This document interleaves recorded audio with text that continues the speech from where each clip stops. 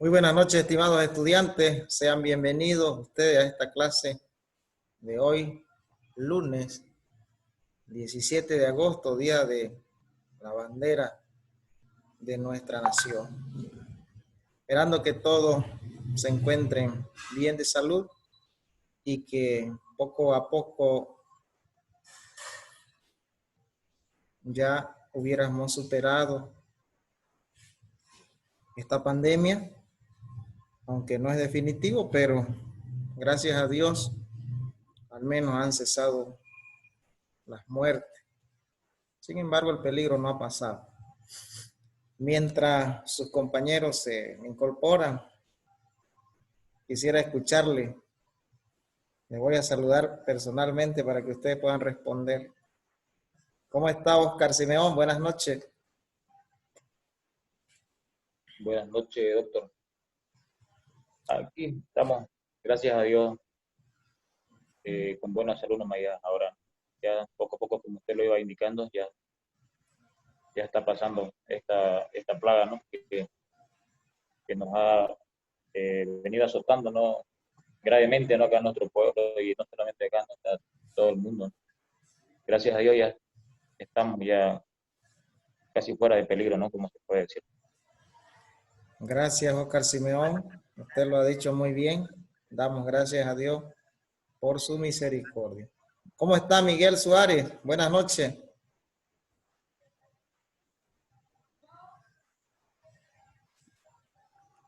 Buenas noches, doctor. Todo bien de mi parte, ¿no? Saludar ahí a mis compañeros presentes. Muy bien.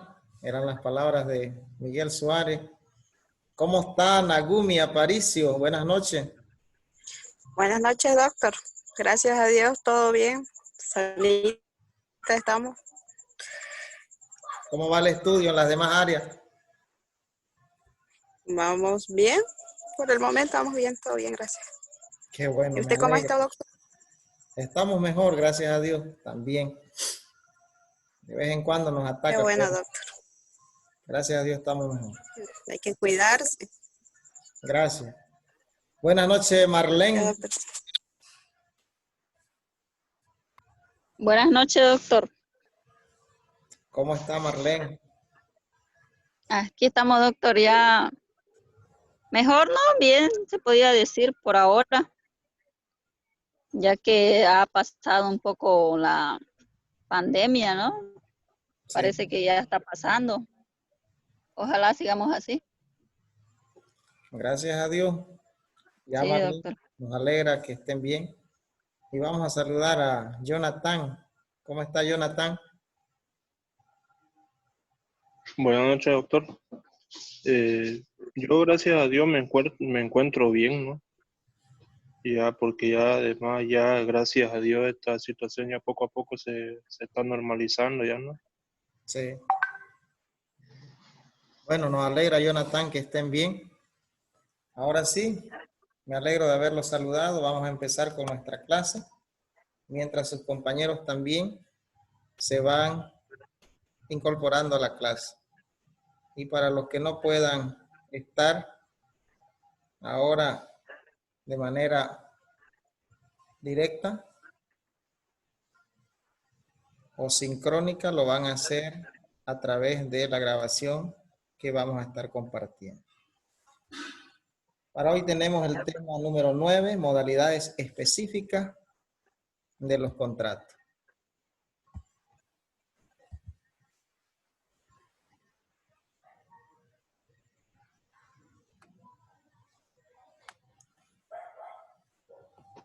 Modalidades específicas de los contratos. Entonces vamos a ver en este tema lo relacionado con los contratos preliminares, el contrato de opción, el contrato consigo mismo, el contrato por persona a nombrar. Vamos a ver la cláusula penal y la seña o arras. Esos aspectos vamos a verlo en este tema.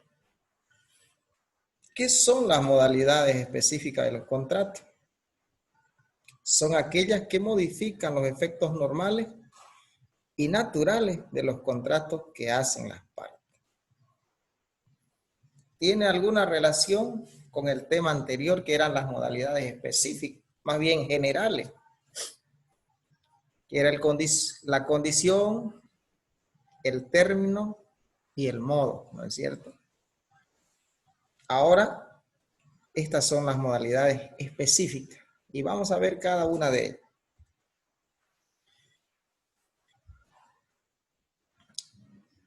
Fíjense, las modalidades específicas de los contratos están conformados por los siguientes aspectos. El contrato preliminar, que sienta las bases de un futuro contrato. Es un contrato autónomo en realidad, cuyo objeto es la celebración de un futuro contrato. Por lo que también se puede demandar incumplimiento de este contrato preliminar. Luego tenemos el contrato de opción.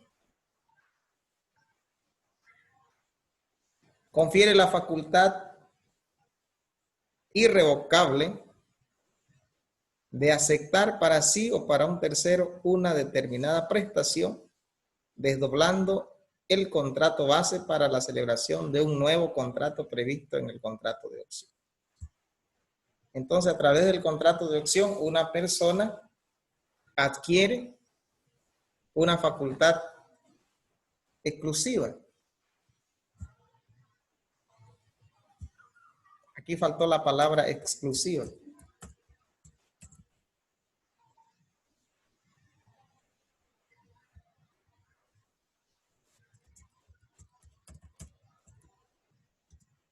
E irrevocable.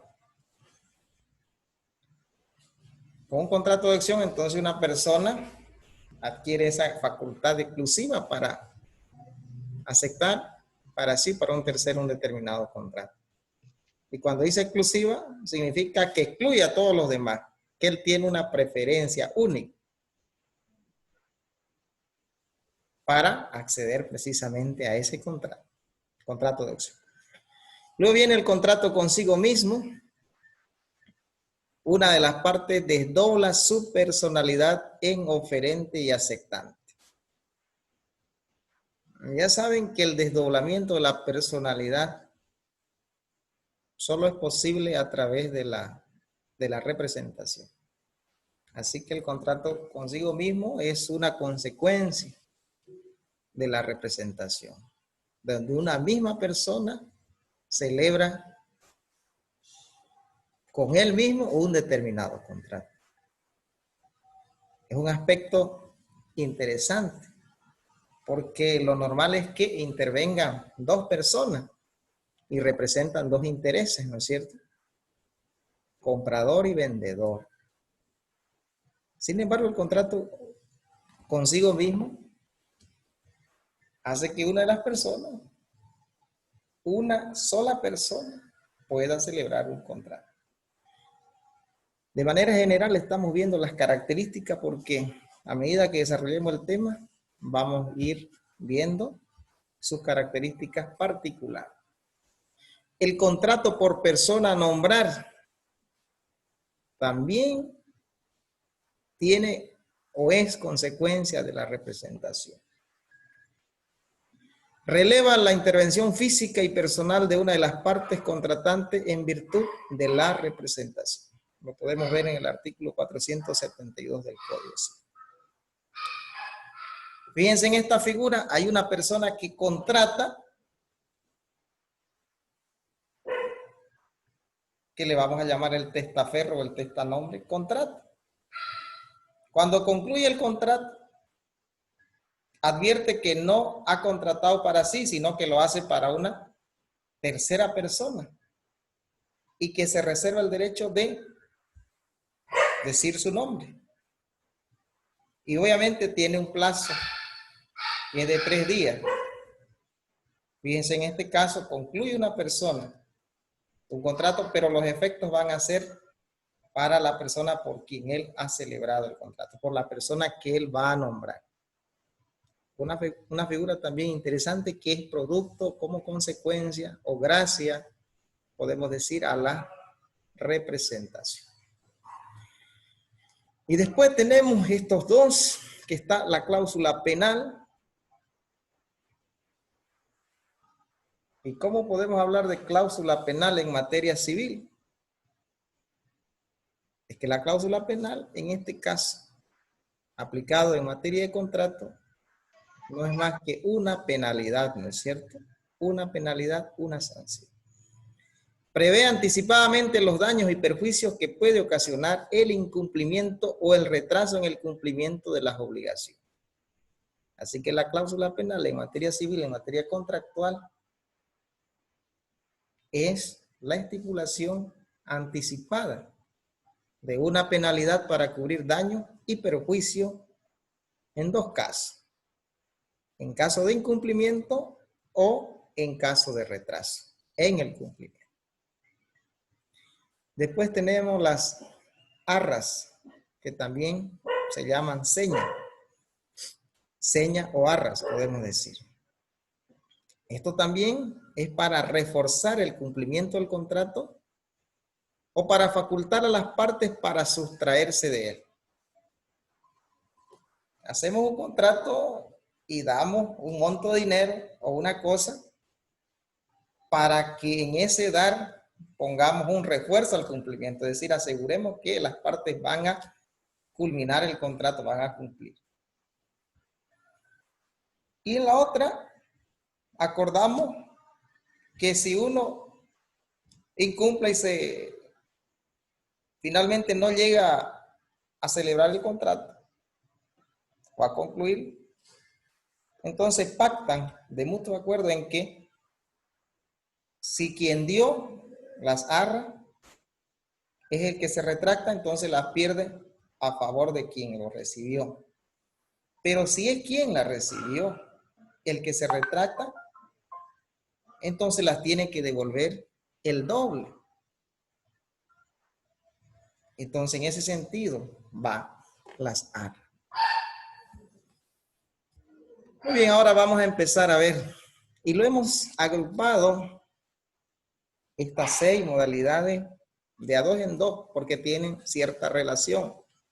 Por ejemplo, aquí agrupamos el contrato preliminar y el contrato de opción. Ambos son especies del contrato preparatorio.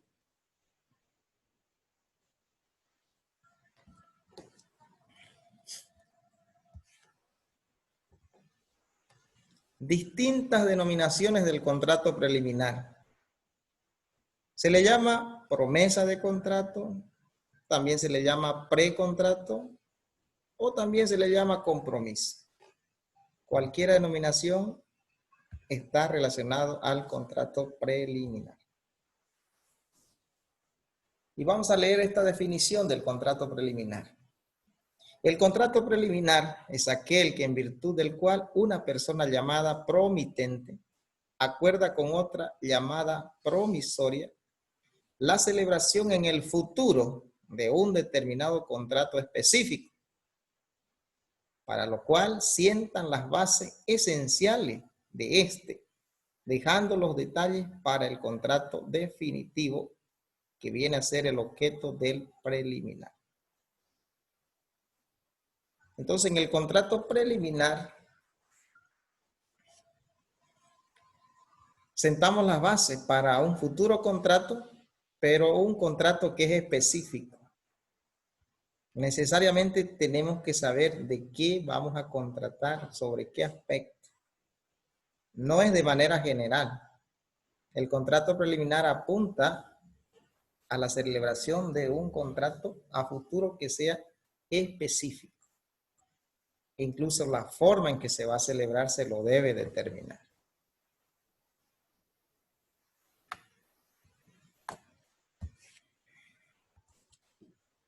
Características del contrato preliminar. Veamos las características que tiene. Primero, sientan las bases para la celebración futura de cualquier tipo de contrato.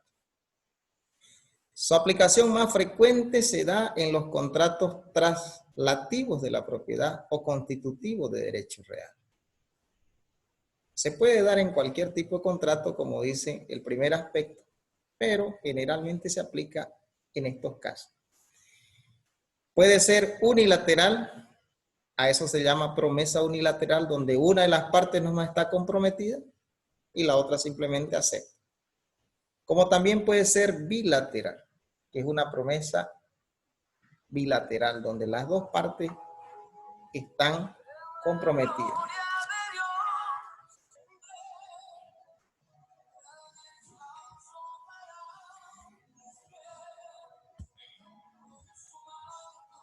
Sigamos con las características del contrato preliminar. Es un contrato autónomo, por lo que el incumplimiento genera responsabilidades. Esas responsabilidades van a relacionarse con el resarcimiento de daño. Debe contener todos los requisitos esenciales señalados en el artículo 452 del Código Civil. Esos elementos que ustedes en este tiempo ya se lo saben de memoria. El consentimiento de las partes, el objeto, la causa y la forma siempre que sea legalmente exigido. Su objeto es la celebración de un contrato definitivo. Esto implica o significa que genera una obligación de hacer.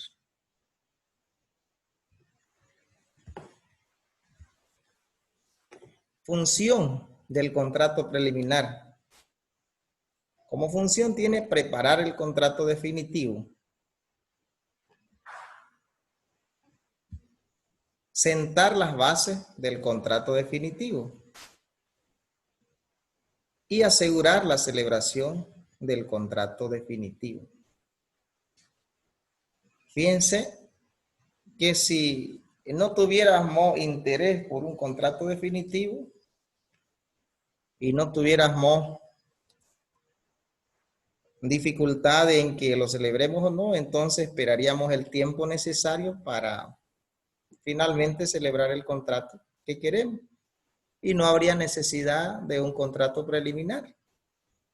Pero sin embargo, la función nos está denotando ciertas características donde la persona necesita asegurar un determinado contrato, como no lo puede hacer en ese momento, de forma concreta por algunas situaciones que obstaculizan, entonces recurren a esta figura de un contrato preliminar.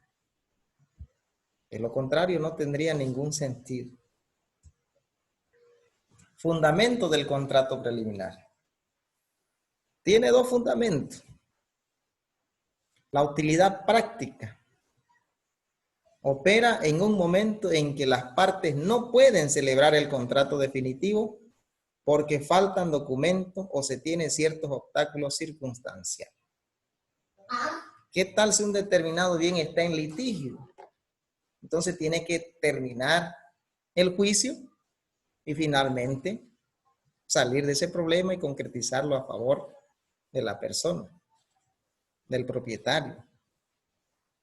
Supongamos que se está demandando, se está peleando el mejor derecho propietario, ¿no? En ese caso, si hay certeza de que se tienen todas las posibilidades de que se va a tener una sentencia favorable y entonces alguien tiene interés de comprarlo, podría hacer un contrato preliminar para la venta de aquello. O puede ser que esté hipotecado también, o puede ser que falte algunos documentos por llegar. En fin, obstáculos circunstanciales significa que no son de fondo, sino de forma. Y que en un momento dado se soluciona y que ya las partes pueden celebrar el contrato definitivo. Por otra parte, también constituye o hace una función de garantía. Mediante el contrato preliminar se asegura la celebración del contrato definitivo. Yo les decía, si no tengo preocupación, no necesito hacer un contrato preliminar y espero el tiempo necesario. Pero si tengo preocupación y además necesito disponer seguramente de algún recurso y de tener la garantía de que precisamente voy a celebrar un contrato definitivo, entonces acudimos al contrato preliminar precisamente para garantizar la celebración del contrato definitivo.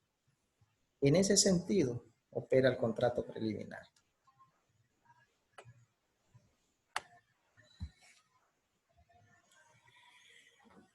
Alternativas en caso de incumplimiento. Esto de acá lo pueden encontrar en el libro de Teoría General de los Contratos del doctor Walter Cone Arteaga. De ahí hemos extraído, en realidad todo el texto base proviene de la autoría de este doctor en su libro Teoría General de los Contratos, volumen 1. Mire las alternativas en caso de incumplimiento. 1. Pedir la resolución del contrato más daños y perjuicios con base al artículo 568 del Código Civil. Aquí es la resolución del contrato. En caso de incumplimiento. Y con esto queda demostrado por sí mismo que es un contrato autónomo. 2. En el caso de que el bien comprometido ya no se encuentre en poder del promitente y por tanto el contrato definitivo sea imposible de realizarlo, puede pedirse la resolución del contrato, salvo que el contrato preliminar sea oponible a tercero, lo que habilitará otras vías. Entonces, si finalmente lo vendió a otro y no a nosotros, entonces pedimos la resolución del contrato, pero si hemos pactado que el contrato es oponible a tercero, es decir, que nosotros podemos recuperarlo de un tercero, porque así lo hemos estipulado, en ese caso ya proceden otras vías para poder recuperarlo del tercero que lo ha adquirido. Caso contrario, si no se ha establecido aquello, simplemente demandamos resolución del contrato. Porque el otro adquiriente se supone que es de buena fe y no sabía de las limitaciones y además no había esas limitaciones. 3.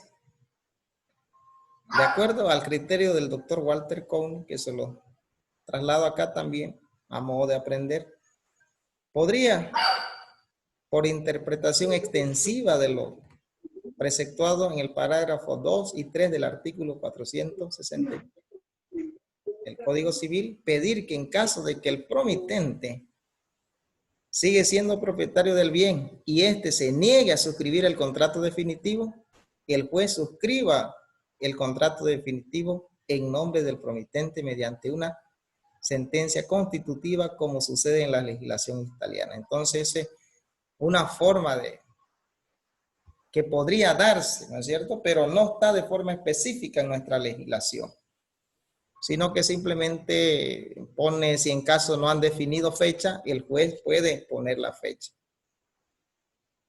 Y hay esta opinión, en una aplicación comparativa con la legislación italiana, de que cuando el promitente se niegue a vender o a hacer el contrato definitivo, siendo que hay un contrato preliminar, entonces el juez tiene esa facultad para en nombre del promitente, mediante una sentencia, poder realizar la transferencia. Entonces, este último aspecto simplemente está como una noción, como una posibilidad, ¿no es cierto?, que pudiera darse, argumentando posiblemente, por eso dice, por una interpretación extensiva que se puede aplicar a este caso. Significa, pero que no está estipulado explícitamente en nuestra legislación. Sujetos que intervienen en el contrato, estamos en el contrato preliminar. Entonces, con esto vamos a pasar ahora al contrato de opción. Veamos los sujetos que intervienen en el contrato de opción. Está el optante y el optatario. Veamos quién es el optante. Es aquel que confiere la opción en favor del optatario. La opción se traduce en la facultad exclusiva e irrevocable de aceptar una prestación en su favor o en la de un tercero. Entonces el optante es el que concede la opción. Y el optatario es el que tiene la posibilidad de beneficiarse con esa opción. Es la persona en cuyo favor el optante confiere la facultad exclusiva e irrevocable de aceptar una prestación en su favor o en la de un tercero. Da la opción y el que se beneficia con la opción, el optatario. Ahora veamos la definición del contrato de opción. El contrato de opción es aquel en virtud del cual una persona llamada optante, y ya sabemos quién es el optante, confiere a otra llamada optatario, también sabemos quién es el optatario. Aquí está incompleto, vamos a completar. Facultad exclusiva e irrevocable de aceptar una prestación en su favor o en la de un tercero en las condiciones convenidas y en el plazo acordado que no podrá ser mayor a 2 años. Muy bien, es importante que podamos acordarnos de este plazo, que el contrato de opción no puede ser mayor a 2 años. Eso significa que puede ser 2 años máximo, pero no pasar de 2 años. Característica del contrato preliminar. Generalmente es unilateral, aunque puede presentarse contratos de opción bilateral. Ejemplo, contrato de opción de compraventa de un bien inmueble. El optante concede al optatario por cierto tiempo y bajo determinadas condiciones la facultad de adquirir un inmueble urbano para sí o para un tercero.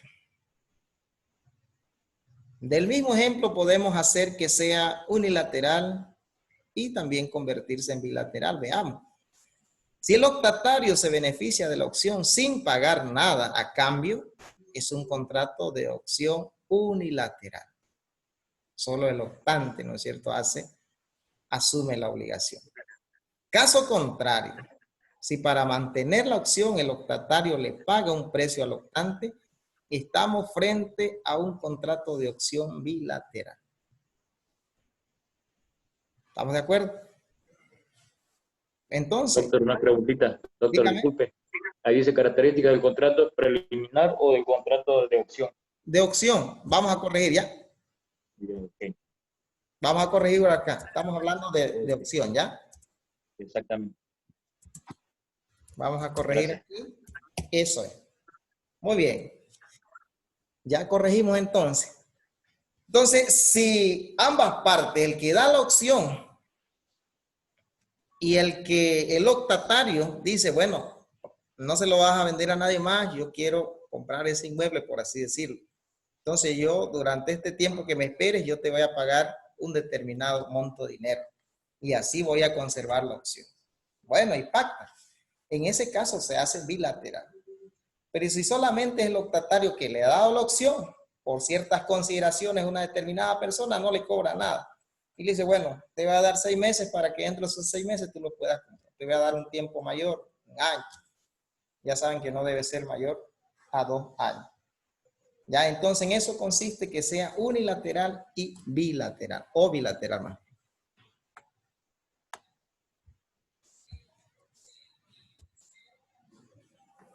Muy bien, ahí habíamos culminado ya con el contrato de opción. Veamos ahora el contrato consigo mismo y el contrato por persona a nombrar. Y recuerden que lo hemos agrupado de 2 en 2 y ambos se producen en virtud de la representación. Veamos el contrato.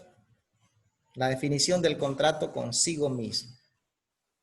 El contrato consigo mismo es aquel donde una persona llamada mandataria de una o varias personas celebra para sí o para, vamos a completar aquí, sus mandantes un determinado contrato específico, desdoblando su personalidad en oferente y aceptante. Aquí es importante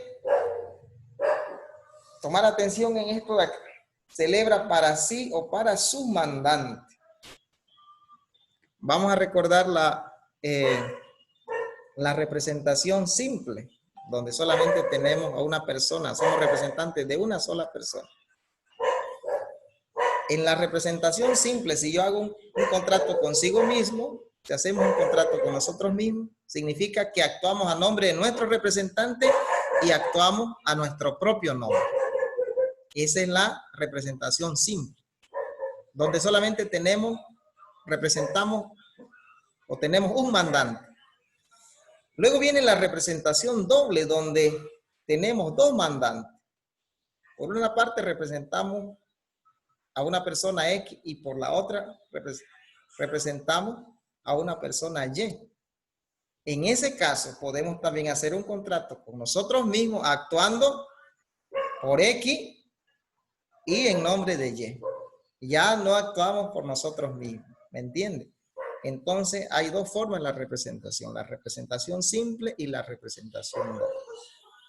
Y no solamente puede haber una persona que tenga dos representaciones, puede haber tres, de acuerdo a la confianza que tengan con ella. Muy bien, por cuestión de tiempo, vamos a llegar hasta aquí en esta primera parte, pero ya inmediatamente retornamos con lo que sigue.